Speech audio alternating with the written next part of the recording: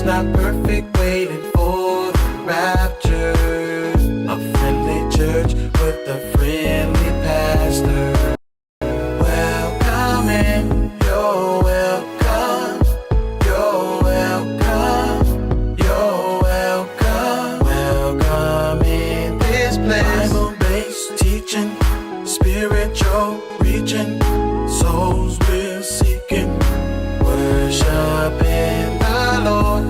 You're welcome, you're welcome, you're welcome. Welcome in this place. Bible-based teaching, spiritual reaching, souls we're seeking, worshiping the Lord. Welcome to Union Baptist Church.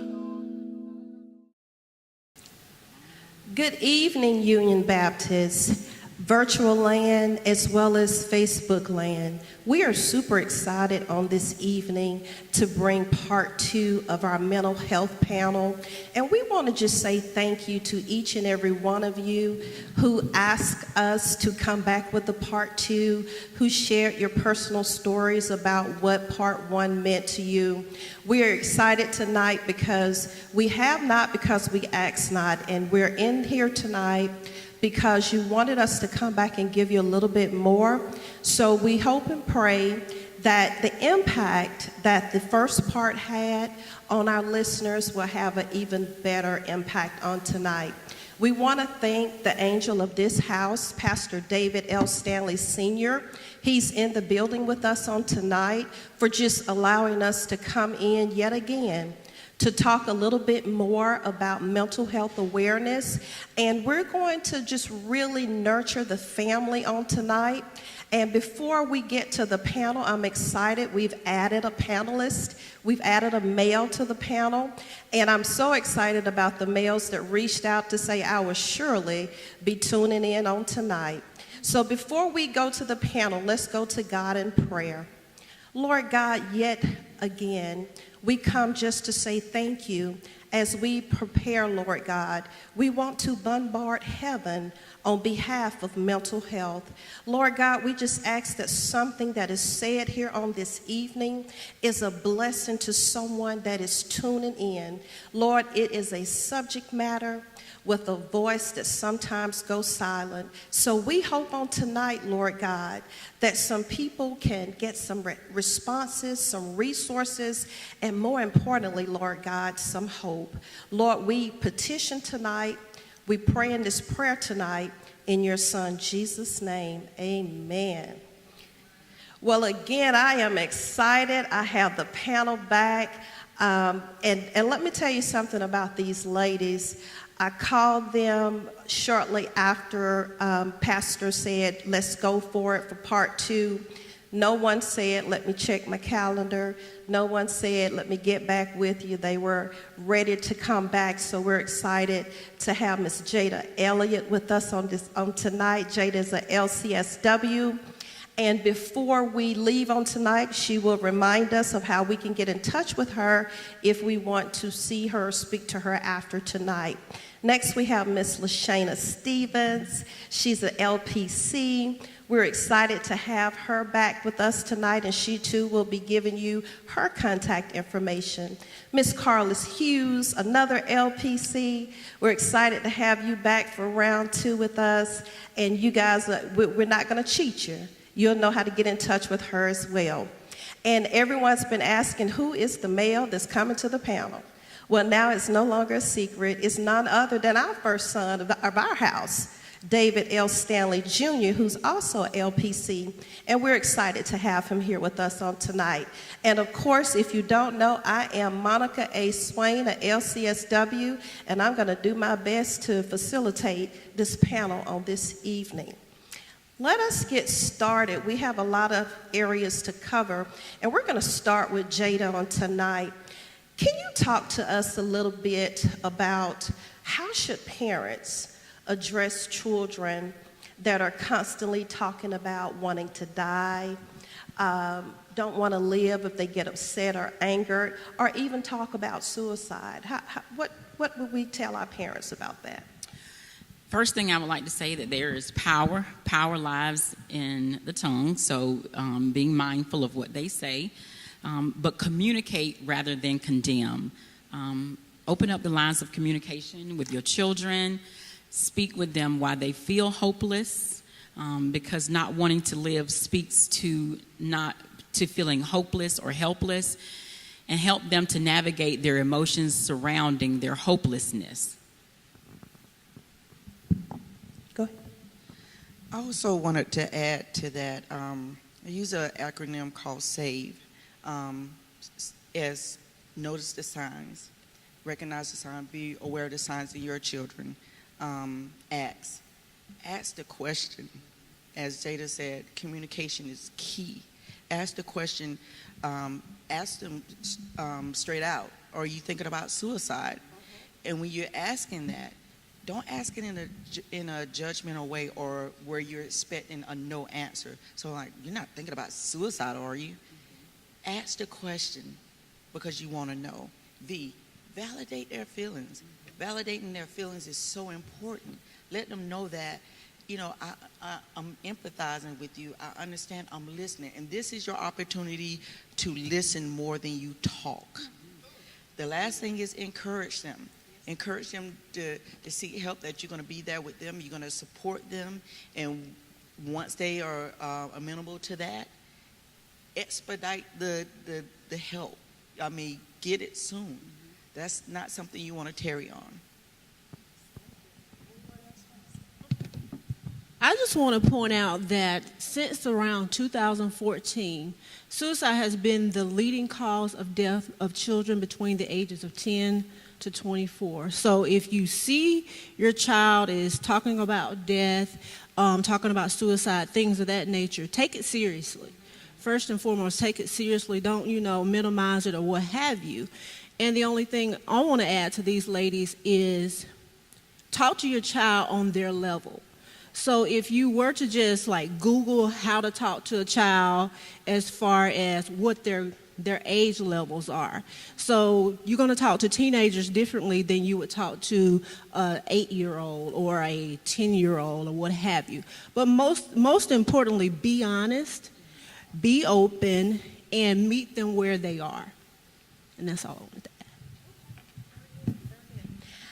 And I just want to say this because I think so many times everything that the ladies have said, and I'm just going to add this caveat, don't dismiss children's emotions just because they don't share them with you. I can't tell you how many times parents will say the child is happy-go-lucky, the child is always this and that. You need to check in with them too. Use that SAFE acronym with them as well. So don't dismiss the child just because the child is laughing and bubbly all the time, because guess what? If you don't see the emotions, that means the emotions are being suppressed, okay? How can parents play a vital role? And I think you guys had already started talking about this a little bit, but if we can just talk about it a little bit more, Lashayna, I want to start with you. How can parents play a vital role in boosting their children's self-esteem? So I think about when you think about a child or you think about an adult, we want to feel confident. And as a child, if you have children, teaching them how to do things, once they learn how to do things for themselves, that boosts their self-esteem. Autonomy equals esteem, self-esteem. So teach them how to do things and then allow them to do it on their own. Praise them, but don't overpraise them. You don't want to develop another mental illness, but you want to praise them for things that they do. I can remember when our children were potty training and you were like, yay! You want to praise them so that they learn to praise themselves. But be careful on the criticism. I do see parents that overly criticize their children, throw the criticism out the door. they're meeting the world head on every day. They're going to get enough criticism. So you're pointing out their strengths. Say, oh, son, you look mighty handsome today. Oh, daughter, you're beautiful today. You know, just pour in that positivity and, you know, build up their self-esteem. Don't tear your children down, because the world is going to do that enough as it is. But, I mean, building esteem starts at home. And think about how you would want to feel about yourself and start, you know, planting that in your children. But they need to feel self-confident. They need to feel esteemed. They need to feel like they can do things for themselves. And, I mean, just be a role model. You know, as a parent, model how to take care of yourself, how to, you know, if your hair not combed, you know, be a role model for the children. You know how to build your self-esteem, how to build your self-confidence. I think Lashayna said a lot of the things I was thinking about in complimenting them on their looks and everything. I think the first person that a young lady, a little girl, should hear say that she's beautiful is her father and her mother, because it's much more meaningful. Are you going to school events and showing up for Mother and Father days and grandparent days? That mother and that father, if they're together, or that relationship of that man and woman, what kind of home environment are you all projecting as far as they see a normal, healthy relationship, how it's supposed to go? A man treating his wife with respect, mom reciprocating that respect to her husband and everything, spending quality time with them. That's big in everything. I always have time for your kids. It makes kids feel special. It makes them feel like mom or dad have time for me. They love and care for me. So, again, even if they're not the best students, saying, hey, I know you did your best. If you keep on working hard, things are going to get better. So that constant encouragement can go a long way as far as their self-esteem as well. I also wanted to add, you know, just to echo what David and Lashayna said. Basically, you know, you pay attention. Tell them that you love them. It doesn't have to be a special reason. Let them try things on their own. I have older kids, 25 and 18, and there's not a day go by that I don't tell them that I love them, to the point now they already know when they get off the phone with me, go to bed before, I love you, mama, you know, or I tell them that myself. But, you know, they know. It doesn't have to be a special reason. They don't have to guess or wonder whether mom and dad love them. They hear it every day. I make sure of that. And I got that from my mom, so it passes down. So. I think we also have to debunk this saying that people used to say, and it says children should be seen and not heard. So we're going to debunk that. We're going to put that in the trash, and we're going to say that children want to be both seen and heard, and giving children a voice. Parents also, we can't live vicariously through our children. So Say it. they get to self-govern, and self-govern means they get to govern themselves. You know, just because you didn't make the cheerleading squad, and you know, you can't put that off on your children or your daughter. She very well may want to play volleyball. So allowing children to self-govern, and like the panel they were saying, is like allowing our children to make decisions for themselves within reason. But like we said, we're going to debunk that a child is not supposed to be heard, or children want to be both heard as well as seen. I'm not going to touch that. Thank you. Thank you guys so much for that. We're going to go on to the next question. Carlos, is it normal for a child under 18 to want to spend so much time alone? Well, for us, certainly all of us want to have some alone time, some me time, as they say. You have to know your child. You have to know what's normal for them. You know how much time is too much, and you know their patterns. But spending too much time alone has, you know, some studies have shown that it can negatively impact behavior and brain, you know, your brain. So we don't want to spend too much time alone. You want to check in on your child, make sure they're doing okay, because hours and hours alone in a room is not necessarily the best thing or whatever, but it can, we're social beings.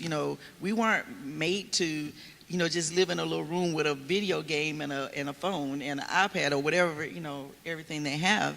But you have to get them out, spend some time with them.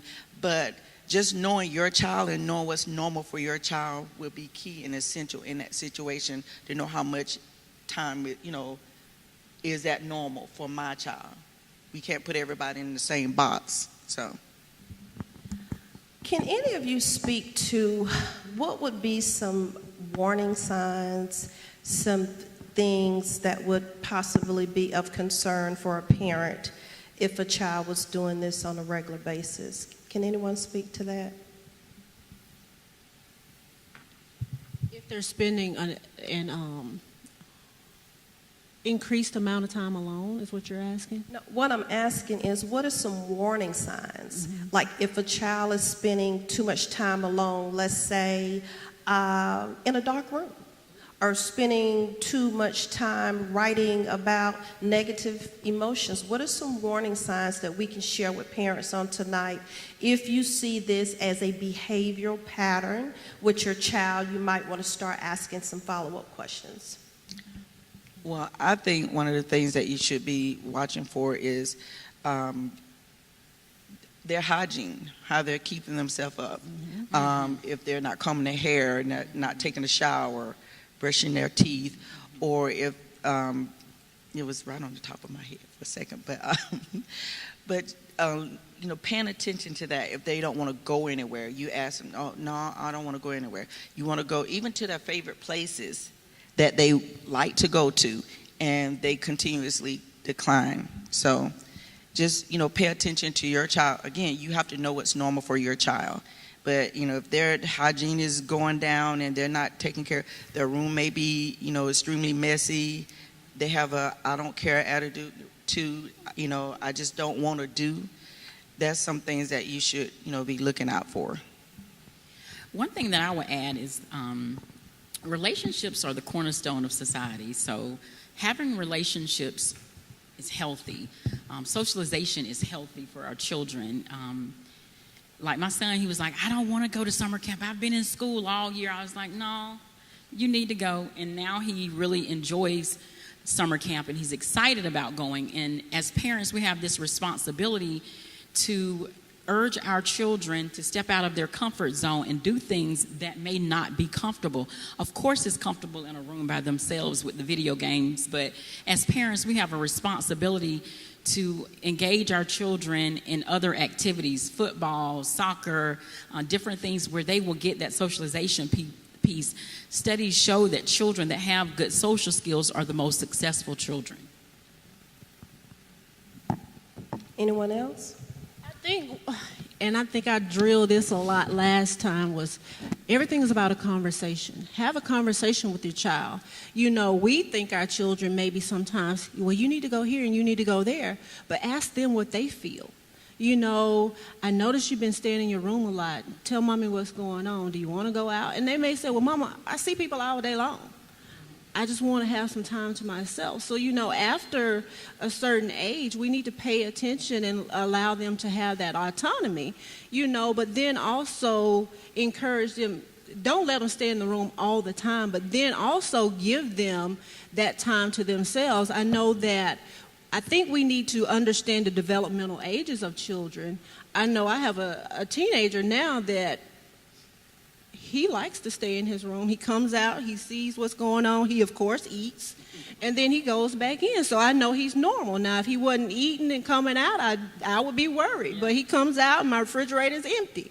So we need to pay attention and know that children are going to go through different developmental stages. Now, if a 2-year-old is back in their room all the time, that would kind of raise some questions. But then we also have to understand that there are certain developmental disabilities or developmental things that go on with children where they don't like a lot of stimulation. You have children that have ADHD and things of that nature that cannot stand to be overstimulated. So we do have to pay attention and know our children and know what's going on. So some children can't handle a lot of stimulation. If they've been in school all day long, them having that quiet time is their senses coming back and normalizing.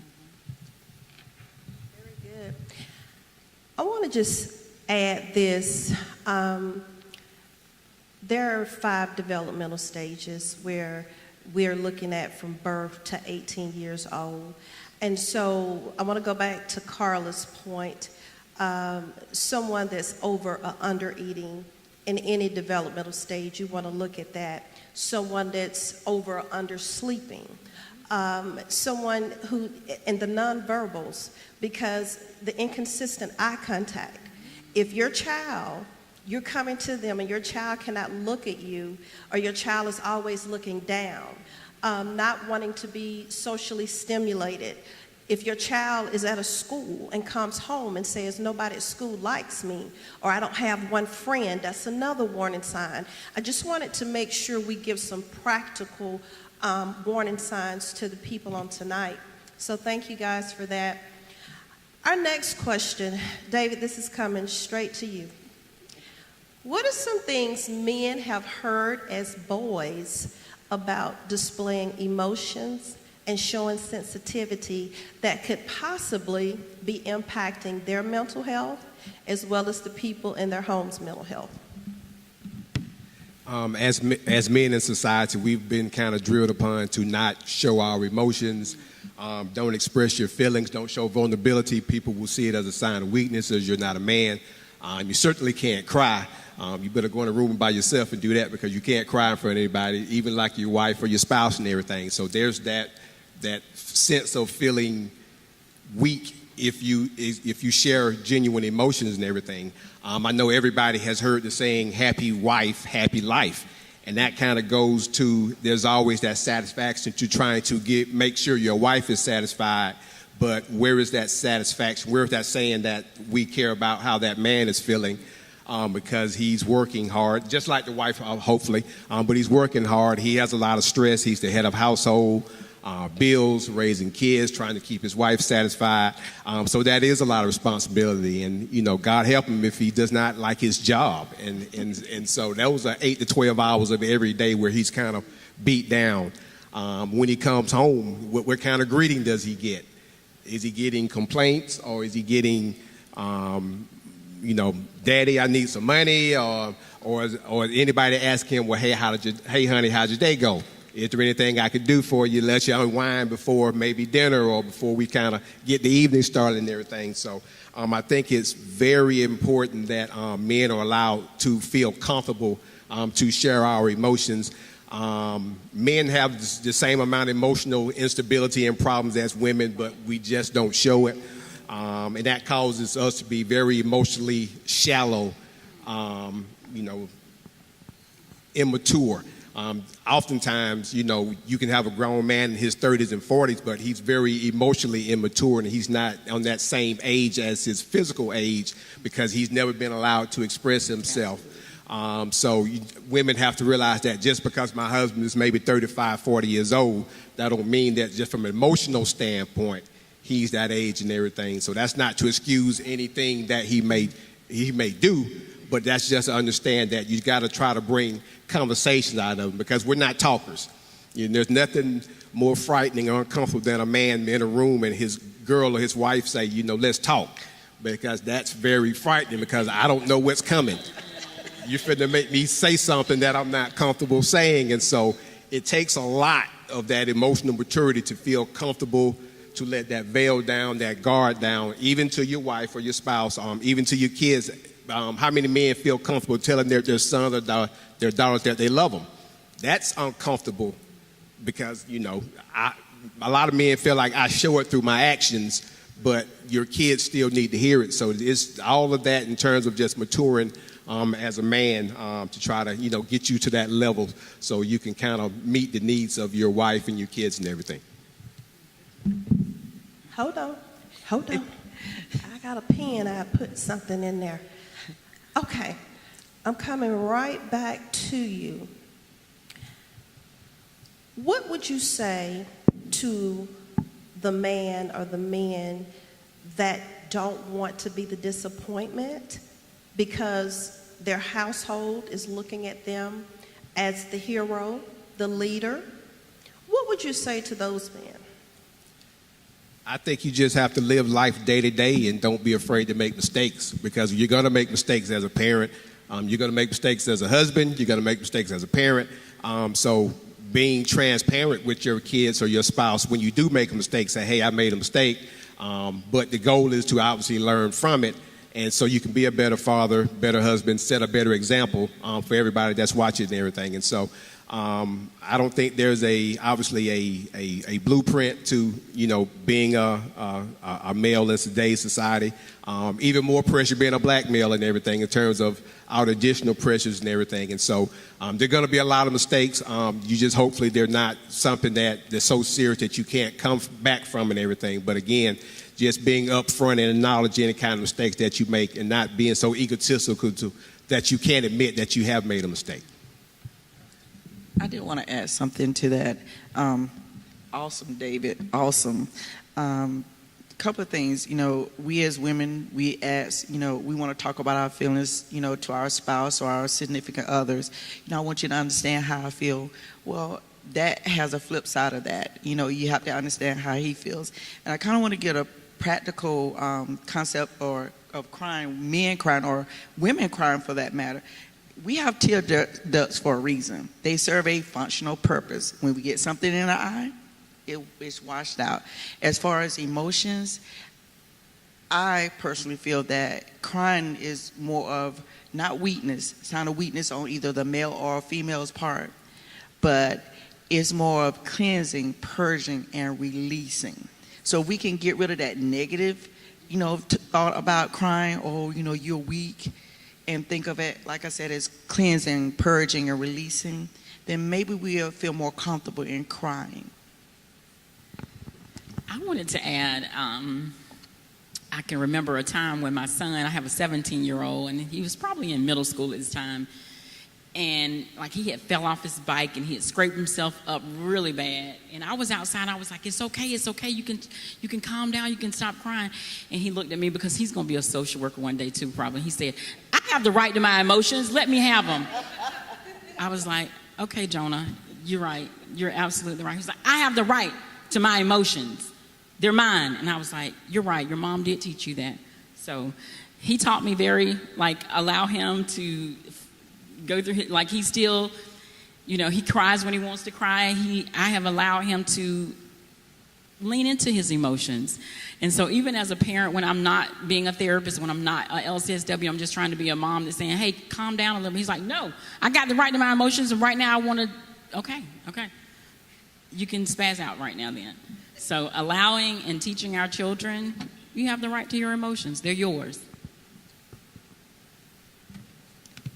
I think they all said a lot here, but allowing, I think meeting men where they are and allowing them to have those emotions. I can remember growing up, it was me and a lot of male cousins, and I heard boys aren't supposed to cry, hush that up. Even as a little girl running with all the boys, hush that crying up, or we're going to give you something to cry about. But we weren't taught that emotions were normal.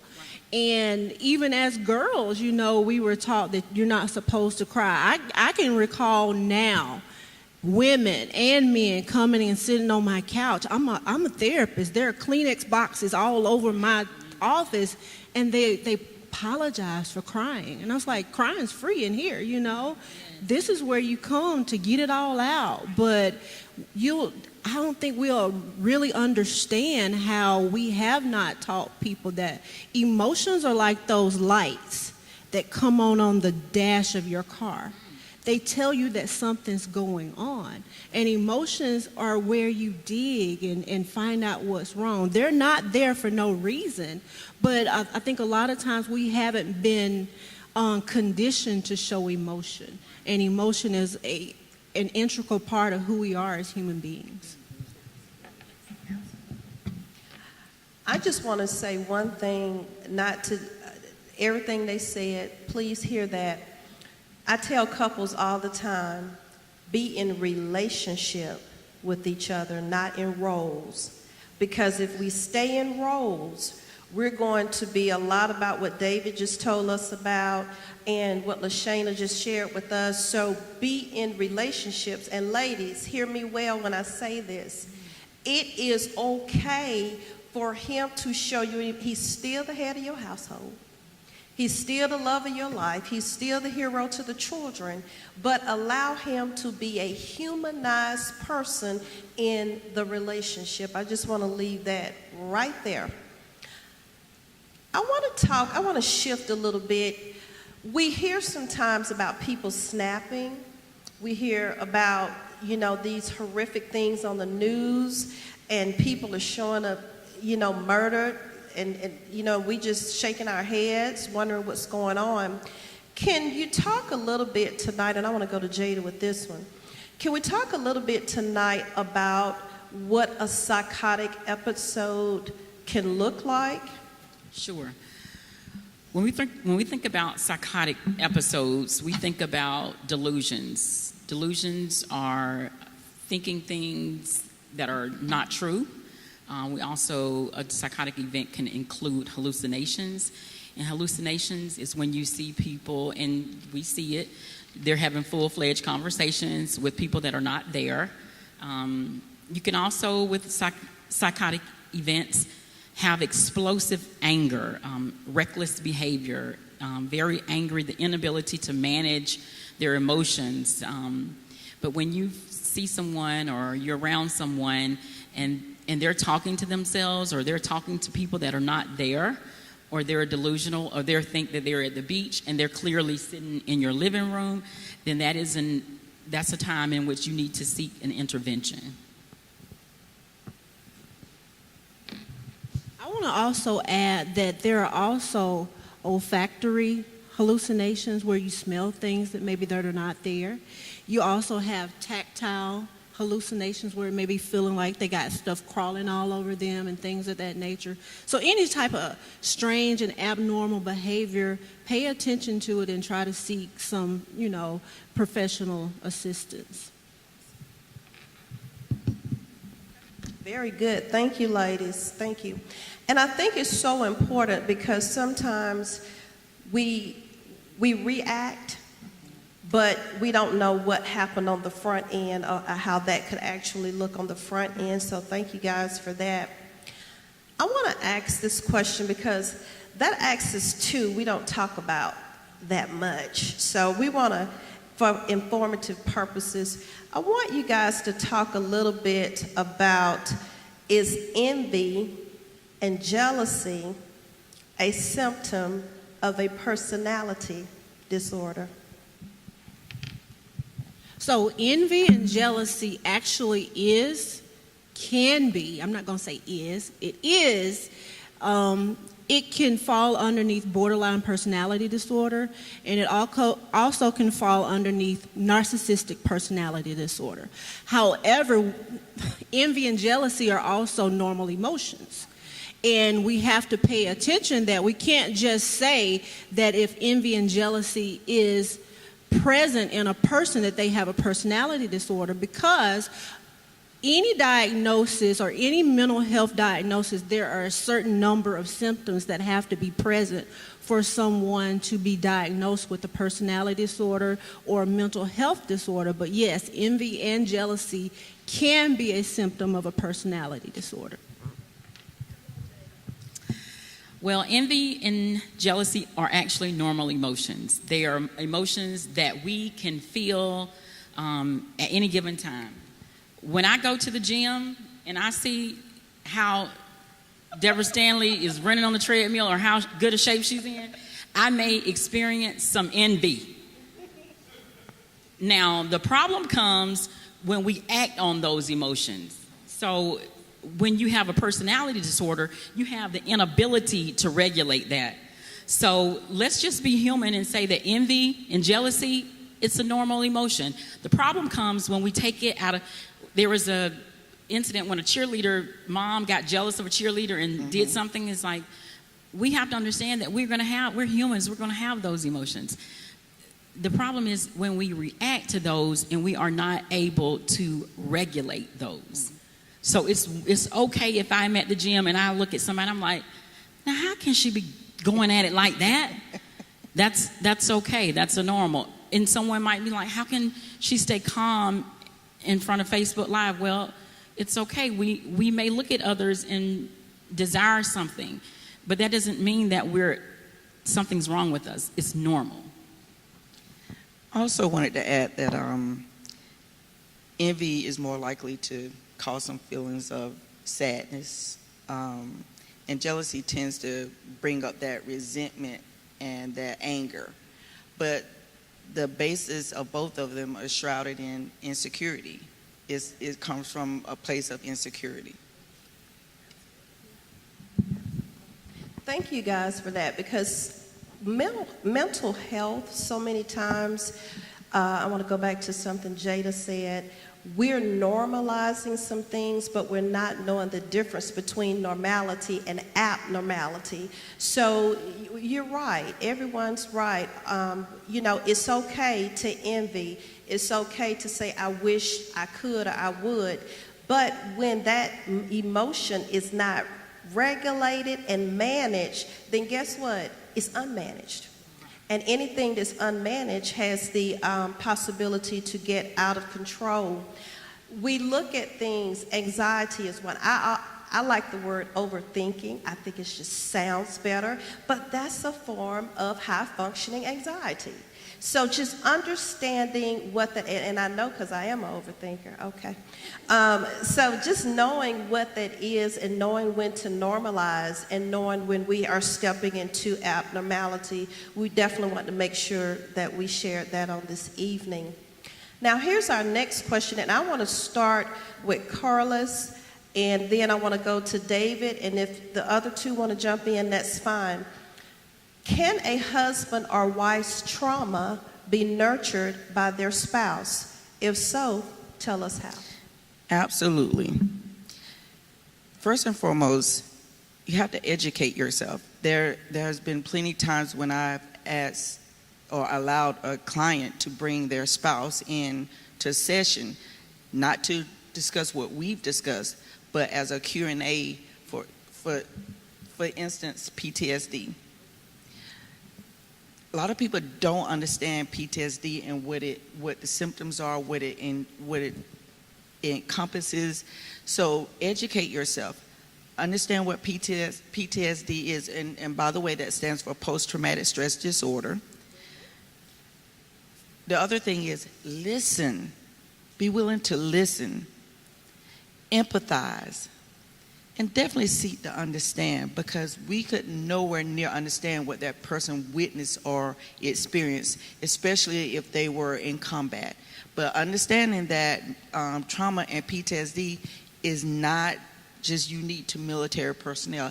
Anyone can experience symptoms of PTSD and experience a trauma, of course. The other thing is that get that person some help, find some support. But don't blow it off like they're just crazy or they're just moody or something like that. If you seek to understand and let them know that you're supporting them, then it helps that person to seek that help that they need. And in that same token, you are nurturing and understanding what they're going through. And it helps you as well, because if you understand what is going on with your spouse,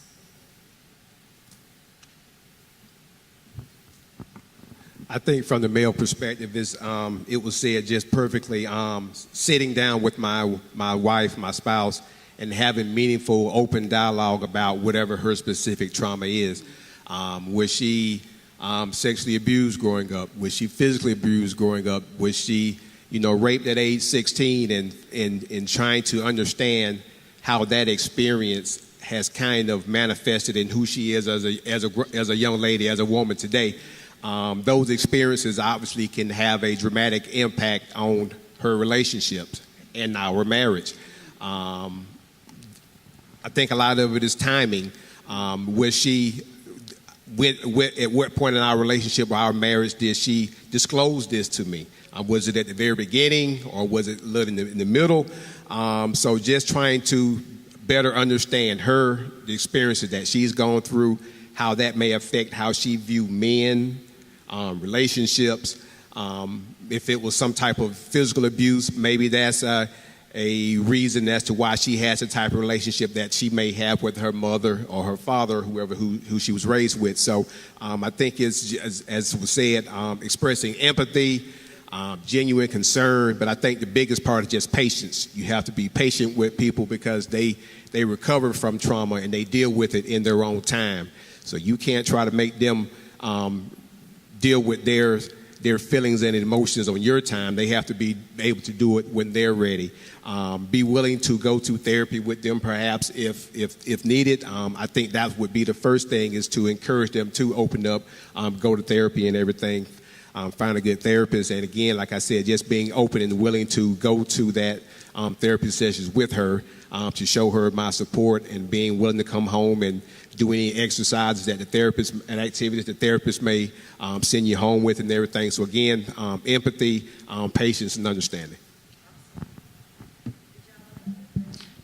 I did want to add something for what David said. You can't demand what happened. Why can't you tell me what happened? I'm your husband. I'm your wife. Don't demand answers. If they're not ready to talk about it at that time, give it some time. Let them get to a point where they're ready. Because if you push it too far, too fast, too soon, it could have some other far-reaching consequences. So I encourage couples to, if you're talking about sensitive subjects such as trauma, make sure it's a safe space. I see couples in my office, and I teach them that there has to be a safe space, because we can't share that innermost part of us if it's not safe, and if it's going to come up later in an argument, or if it's going to come up later outside of this space. I teach them, and over the years, it's been, couples misunderstand what intimacy is. Amen. I teach them, most couples and most people think intimacy is all about the bedroom, and intimacy starts way before the bedroom. So I teach them that intimacy is into me, see. So as a couple, as just in relationships, it's all about creating a safe enough space that will allow that person to let you see into them. And that takes practice, it takes patience, it takes undivided attention. Put all the electronics away, turn the television off, put the kids to bed, and pray first and have a conversation with one another.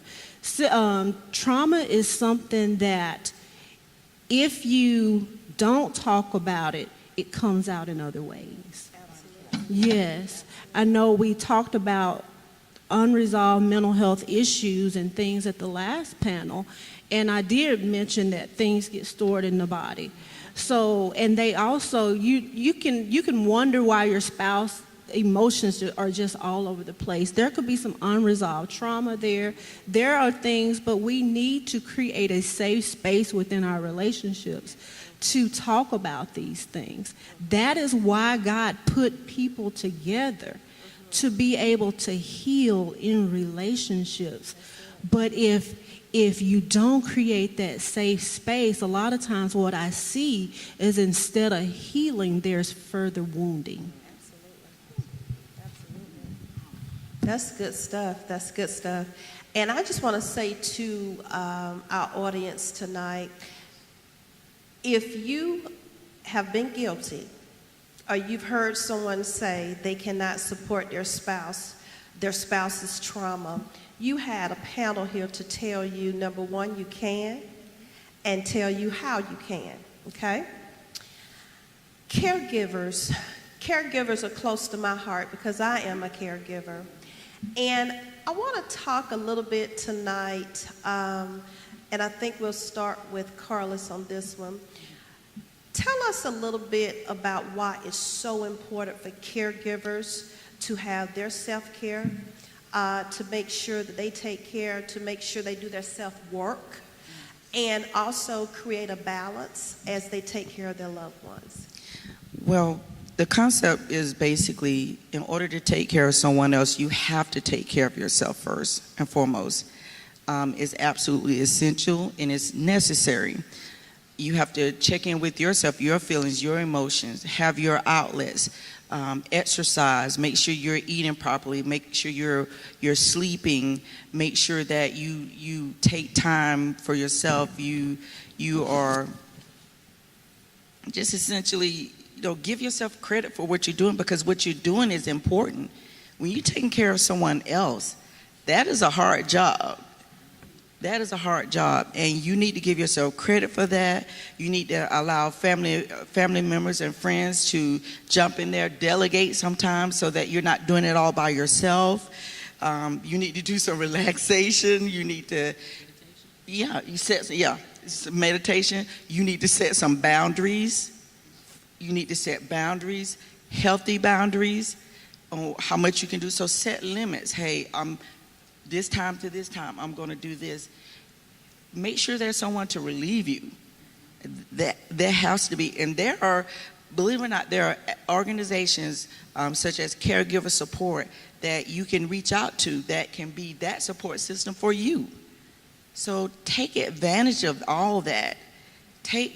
Especially take time for yourself. As they say, take some me time. Because if you don't take care of yourself, it makes it very difficult to take care of other people. I often think about if most people have been on a plane, when they do that the flight attendants do that safety presentation, one thing they tell you, when that mask fall out, you put the mask on yourself first, then proceed to help others. Because if you don't, you may be subject to whatever gases or whatever that are toxic fumes in that plane. So you have to take care of yourself in order to take care of someone else. Also, one of the things that we speak in therapy is you can't pour from an empty cup. So if your cup is empty, you're not going to be able to pour into anyone else. Another thing that I teach people is that self-care is not selfish. Self-care is actually self-preservation, and it's how you preserve yourself. So learning that self-care is not selfish when we are in the role as caregivers, and knowing that self-care is actually how you're going to be able to preserve yourself for the journey.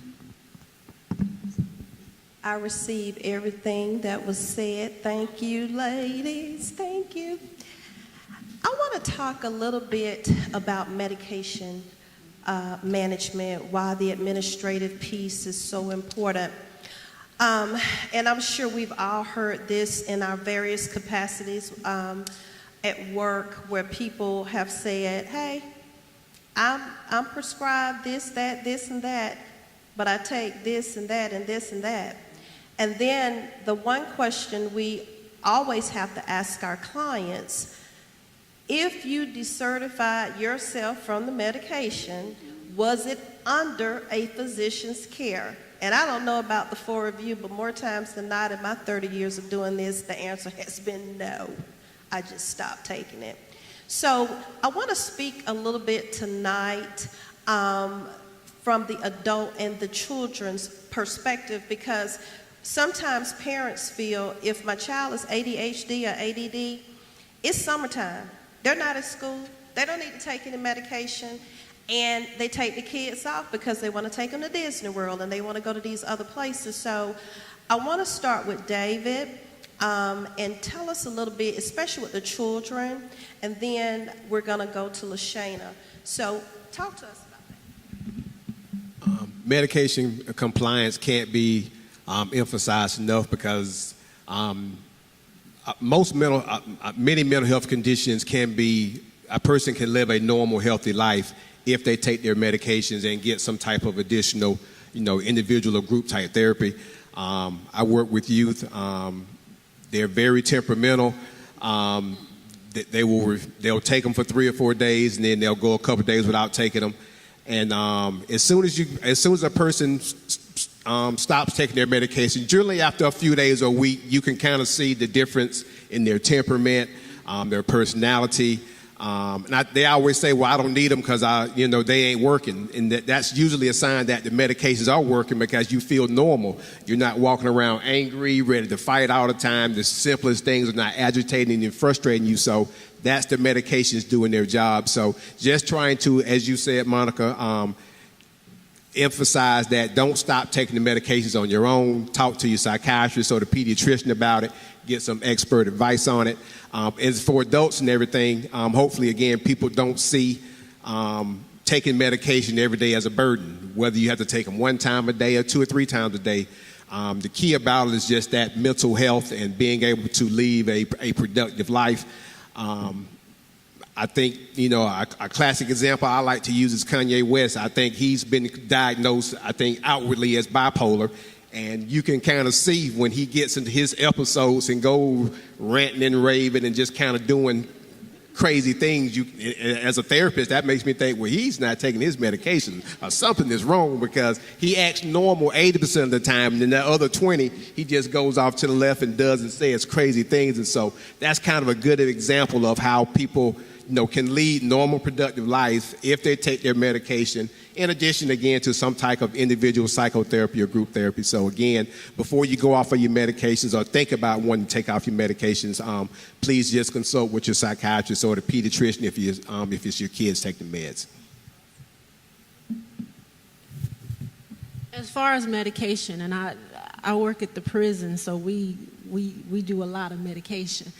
But what I want people to understand with mental health medications and a lot of just your physical health medications, you have to understand that the doctor prescribes you a medication. A medication has to build up what's called a therapeutic level in your body before it starts to work. So you may get the medication today, and you may take it a couple of days, and you say it's not working. That's because it hasn't gotten up to the therapeutic level in your bloodstream. So typically, it takes a medication about 2 weeks for you to start to see the optimal effects, or for it to get to the therapeutic level, and then it takes it about a month for you to start to see what it's going to actually do for you. So we encourage our clients not to, stop taking your medication on your own.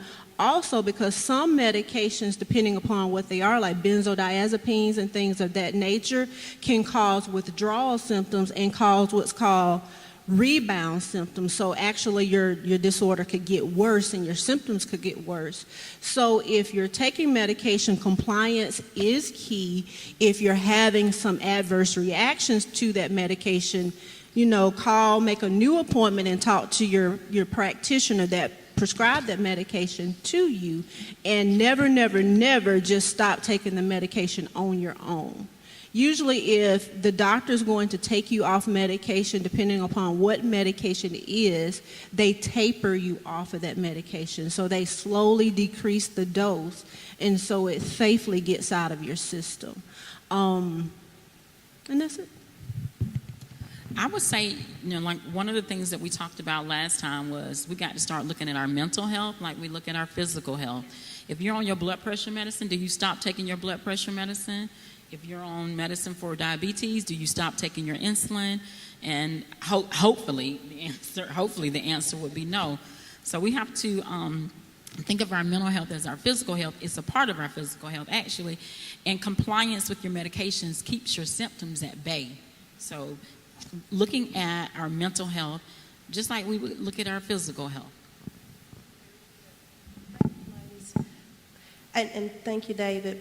I just want to add one small thing, and I think we don't say this enough as mental health professionals. If you feel that you have symptoms of depression, anxiety, or any type of mental health issue, ask your physician to give you a referral to a mental health therapist or psychiatrists, because something that we deal with in mental health a lot are misdiagnosed people. And guess what happens with misdiagnosed people? They're taking medications they don't need. Okay? Just wanted to put that out there. We have 2 questions that I want to get to before we go to the questions from Facebook, and Pastor Stanley has a few questions as well. Let's talk a little bit about masking. When it comes to mental health, how often do we see masking and why? Masking typically is the image that we present to other people. Mask, the name is called persona. In Greek, persona means mask. That's the image that we present to others to fit in, to be accepted, to I guess even it depends on where you are, move up in society, but the longer we mask, the further we get away from who we authentically are. People have, no matter who you are, we have 4 intrinsic needs: to be seen, to be heard, to be understood, and to be accepted unconditionally exactly as we are. But what we do know is we live in a society that don't give us that. And therefore, we begin to put on masks. And I think the single most thing that I get for why people come to therapy is, I don't know who I am. And it's because they've been wearing a mask their entire life. And what happens is, we're born as children. If you can watch children are authentically who they are. I can ask a child, who are you? I'm Morgan. And they're happy about it, because that's all we really have to be, is who God created us to be. But what happens is, we have people to say, oh, don't do that. That's not nice. Or you can't be that. Or don't do that. And what we do is we cut off pieces of ourselves to the point that we get 18 and we have no idea who we are, what we want to do, who we want to be. So then we end up on the therapist's couch trying to find all of that stuff that we've cut off. It's still back there in what's called the shadow, and that's a whole nother therapeutic thing. But we have people that come to therapy and they've been wearing a mask their entire life, and now they don't know who they are, what they want, where they want to go. And that's what therapy is all about, to help them find all of those things. And to add to that, I think also that mask is also rooted in being insecure. One of the things, Lashayna, you said acceptance.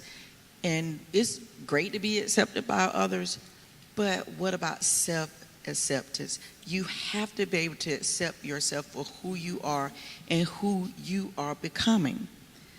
I haven't read it, but I love the title of Michelle Obama's book, Becoming Michelle Obama, because we are still all in a process of becoming. And if you can't accept yourself, how can you really expect others to accept you? See, I wasn't going to shout tonight. See, okay. I'm going to leave that one alone, because that was some good stuff. Thank you, Lashayna, and thank you, Carlos. This is going to be our last question. David, I want you to take this question. I get this a lot. I don't know if anyone else does, but kids that are in the public school system more so than anything, what would you say, or how would you advise a parent who's been told that because of their child's behavior, they're going to be transitioned to a smaller class setting where the needs are greater, and that parent is struggling because that parent feels that someone just needs to have more patience with their child? Well, I think the first step would be to obviously maybe set up some type of meeting with the school counselor or that your child's principal or teacher, try to get a baseline of what type of behavior that your child is displaying in the classroom. And I think you have to be open and receptive to hearing some unpleasant things. I think one of the things that we as parents, we fail at, especially in public schools, is that kids will, create a lot of chaos and be disrespectful and display a lot of aggressive behavior. But we enable them by telling, we tell people don't say anything to my kid, and I know my child didn't do that and that kind of stuff. And I've never been a public school teacher, but I don't know do they have cameras in the classroom where sometimes you could just show some footage of how your kid is actually behaving in the class, and so you can actually see that parent's reaction. And so I think that you have to be open to, knowing that your child might not behave with you the way they behave in school, and the disrespectful behavior, the disruptive behavior. So you got to be open to that.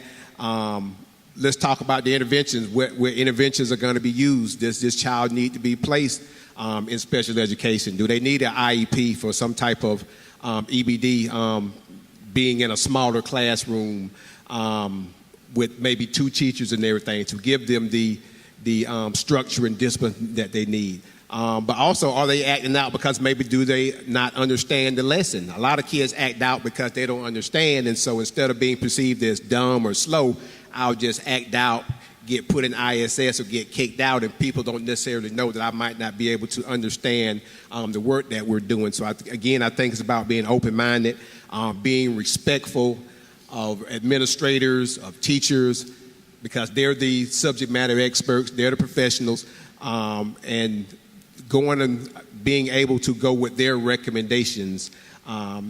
I know it'd be very unpleasant for anybody to have their child maybe be placed in special ed and everything, because nobody wants that stigma of their child thinking that they're special ed and everything. And that's the first thing. I work in a YDC, and then when girls you find out they're on their special ed, the first thing they'll say is, "I'm not slow, I'm bad." And so nobody wants to be perceived as slow and everything. They'll take a badge in saying that I'm bad, but nobody wants to be perceived as being slow. So, but if your child is slow or academic, got some type of learning disability, or just academically challenged, being able to try to get them a tutor, after school programs, instead of letting them run wild with their phones and on video games. What are we doing to, try to enforce what their deficiency is in school? So just trying to be as supportive as you can as parents, for the teachers, administrators, and as for your child.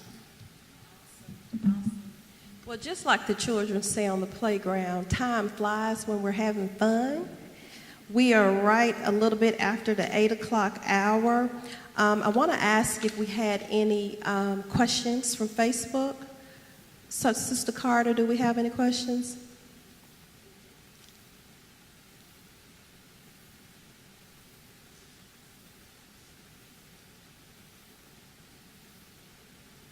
Thank you.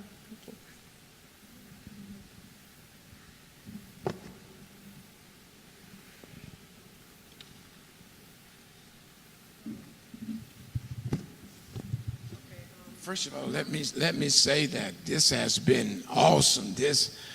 I'm just over there just rejoicing at all this good information that's coming from the 4 of you. You all are ready. You all are ready for the Phil Donahue show and everybody else. But I have 2 questions. I don't care how you govern or monitor. One of them encompasses 2 questions in one. We're talking about mental wellness, mental health. How do we help that parent who just got the tragic news they lost a child? Could have been a drive-by shooting, could have been a car wreck. How do we keep her from losing her sanity and giving up on wanting to live? Flip that same question. How do we help that teenager, 8th grade, 10th grade, 11th grade, who just lost their mother, ready to slap everybody, ready to give up on life? And then the other question, that was a 2-in-1, and the other one was this one. Since we know suicide has pretty much now invaded the African American community when it used to be in other communities, How do we help our daughters that are in their late teens and their early 20s not fall so much in love with that young man that when they break up, they ready to give up on life? So y'all work with those for about 5 minutes because there might be some more questions. So those are just my concerns.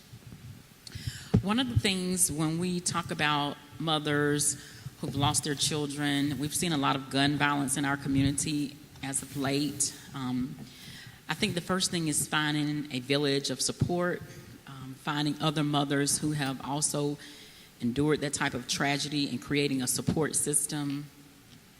Also being open to therapy and sitting down and having a non-judgmental voice of reason. And also being very intentional with the children that you have left and watching them and watching their signs and watching their symptoms. But we are created as social beings and we need each other. So when we experience that type of loss, it's very important that we gather together and gather around and support each other. And especially if there's mothers that have already experienced that tragedy, and speaking to that mother of how they survived that. I also think listening, allowing that person to talk when they need to talk. If we're honest, sometimes we're uncomfortable with people talking about death. Unfortunately, it is a part of life, and death, and just being there. Sometimes it may not even need to be words. You just need to be present in the room. And that's okay. We need to be okay with the silence because they just may need a body in the room, someone that they care and trust and love, just to be there. There's no magic word or phrase that you can say to ease that pain. Grieving is a process, and that process looks different for each person. You can't rush it. So saying things, especially saying things initially like, it's going to be all right. Well, eventually, of course, it's going to be all right. But it's, in this moment, it's okay for it not to be all right. I've lost a child. I've lost a parent. It's not all right in that moment. And allow that person to feel that. Honestly, one of my pet peeves, again, is for someone to rush someone through their grief. Just because you were feeling better in a year, that does not mean that other person is. Now, if it gets to a point where they're not taking care of themselves and it gets to a point where we call complicated grief, then, like you said, you need to get some therapy, get some help, go to a grief counselor. They have grief support groups. There's a lot of support, but also don't push that person. It's all about when they're ready to step out and seek that help. But let them know that you're there, that you love them, that you care. And that's for the teenagers, it's for the mothers. Because my heart, grandparents, the siblings, because my heart has ached for Uvalde, Texas, and the people in Tulsa. It's been so much. So people experience grief and express grief in different ways.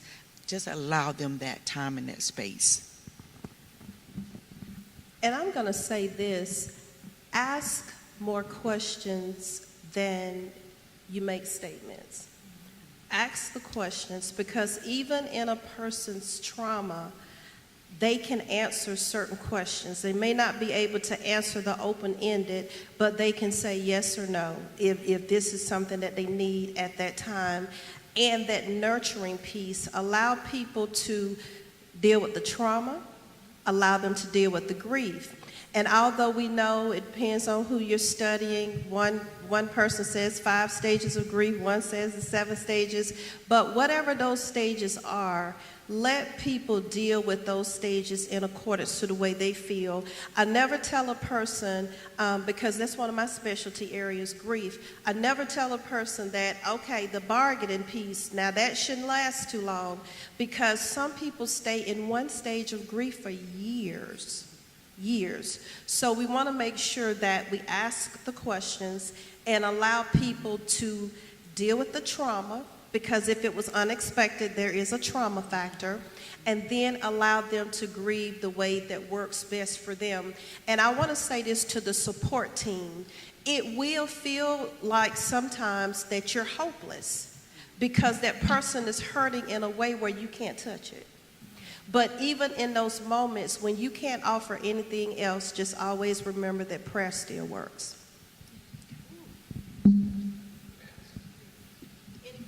Any questions with Facebook? Are children sometimes being over-medicated or medicated just to control them?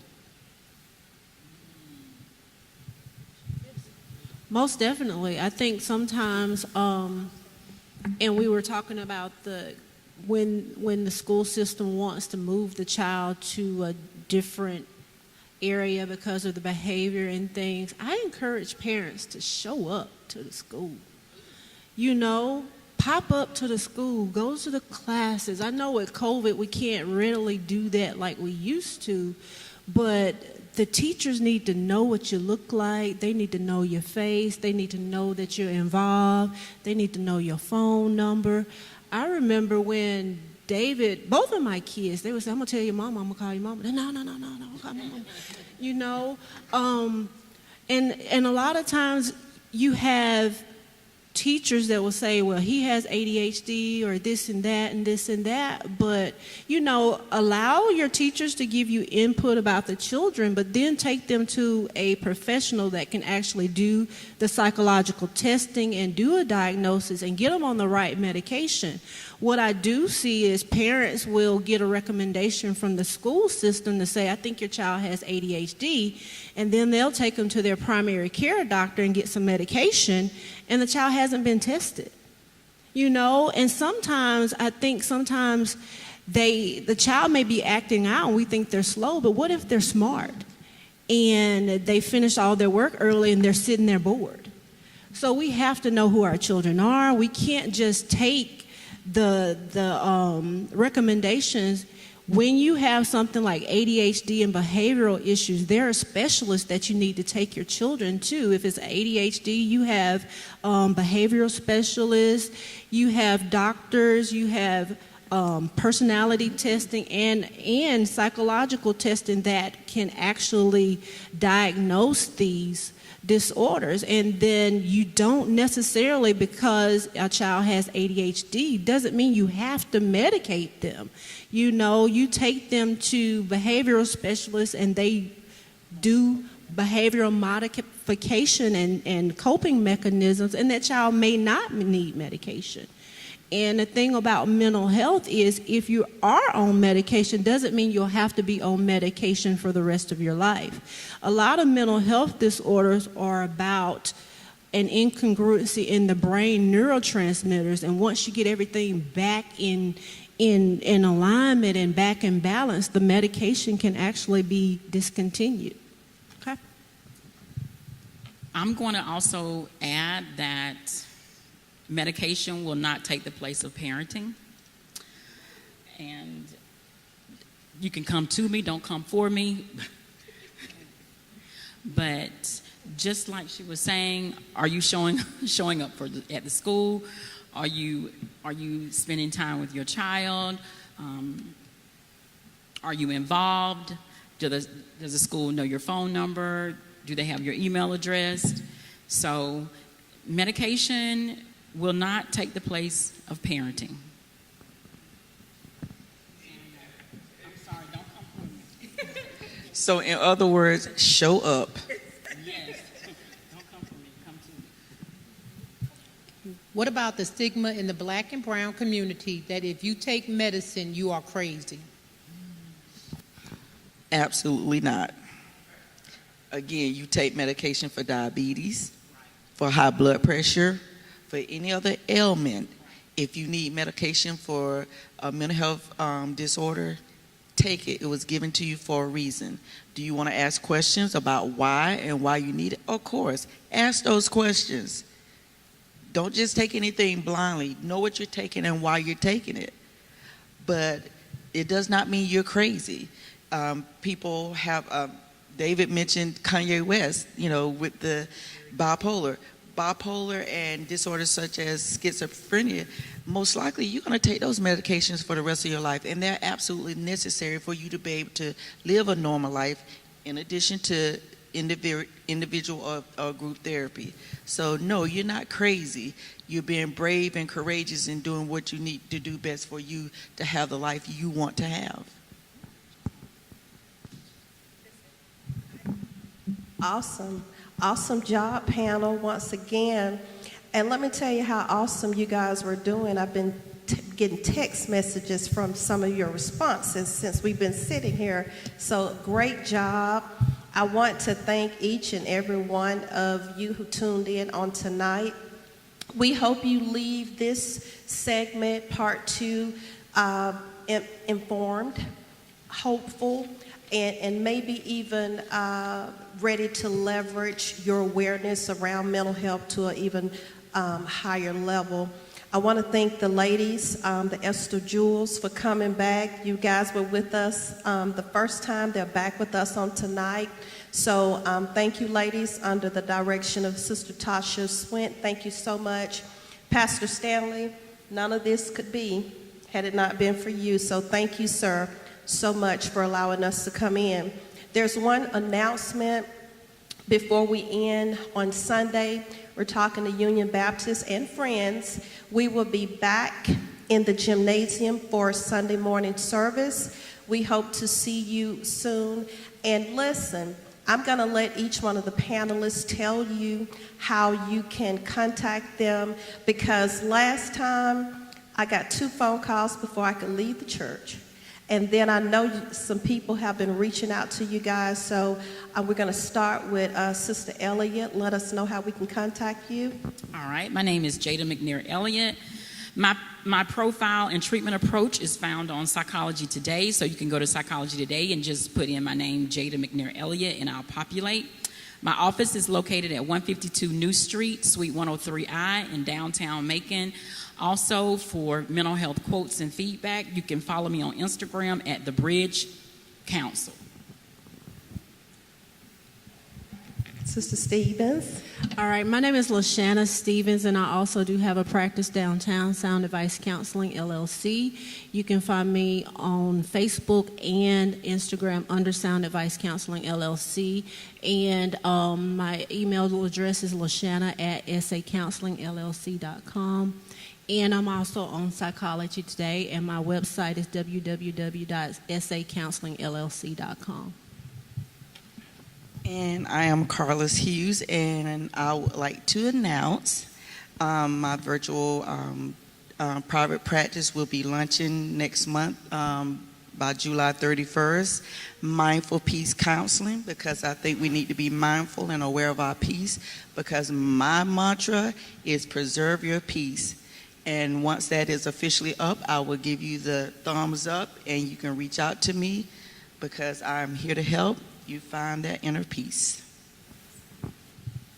And I'm David Stanley. I am currently not doing any active individual therapy right now. I'm a state employee. I work at one of the youth development centers over the mental health and counseling department there. I do some testing and kind of assessments on the side with a private agency and everything. But I am in the process of getting credentialed with the insurance boards and everything, so I can start doing some individual teletherapy. So probably within the next 2 to 3 months, I will be branching out into some individual therapy. My email address is my initials DLS6193@hotmail.com. And I can also be reached at 478-714-7052 if anybody had any thoughts about wanting to link up in the future once I get those credentials with the insurance board set up. Well, listen, if you leave here tonight and you feel like you need some support, some guidance, and you don't get it after these 4 people have told and shared with us how they can be found, then shame on you. Thank you guys so much. Again, I am Monica Swain. You can find me at Union Baptist on Sunday mornings. It has certainly been a pleasure, and thank you guys again. And two quick things. Lashayna Stevens and I, this is just for the ladies, we're on duty this Saturday at Elizabeth Baptist. If you're not doing anything, come by. We're going to still be talking not so much about mental health, but self-care as it relates to women. And David, Carlos, Lashayna, and myself, we're going to be on duty for an organization July 26th. We'll tell you more about that in the days to come. So thank you guys again. Good night.